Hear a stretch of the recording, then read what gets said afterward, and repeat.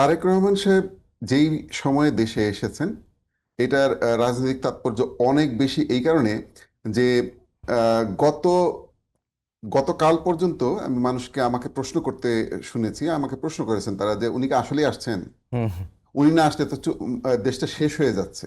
হুম এই যে একটা একটা আহ, মানে আকুতি যে দেশটা শেষ হয়ে যাচ্ছে, কেন শেষ হয়ে যাচ্ছে, মানুষের এই যেটা আজিজ ভাই বললেন যে মানুষের নিরাপত্তা নেই, হুম মানুষ নিরাপত্তাহীনতায় ভুগছে।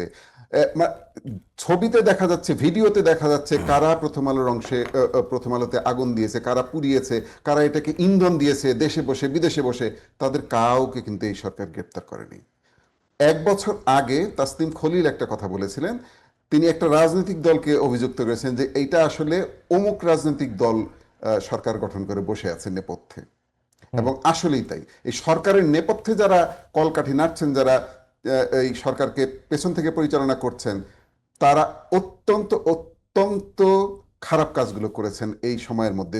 সুতরাং জনগণের মনে আস্থা ফিরিয়ে আনার জন্য যে আইন শৃঙ্খলা পরিস্থিতি ভালো হবে ইনশাআল্লাহ, তারপরে হচ্ছে যে আমাদের দেশে এই যে অরাজক পরিস্থিতি চলছে, যখন তখন যেখানে সেখানে মব তৈরি হচ্ছে, এই জিনিসগুলো দূর হবে। এই যে একটা আস্থা, এই আস্থা ফেরত আনার জন্য হলেও ওনার ফেরাটা সবচেয়ে জরুরি ছিল। এখানে রাজনৈতিক মাইলেজ উনি কতটুকু পেয়েছেন বা বিএনপি কতটুকু পেয়েছিল সেটা ইট ডাজ নট ম্যাটার।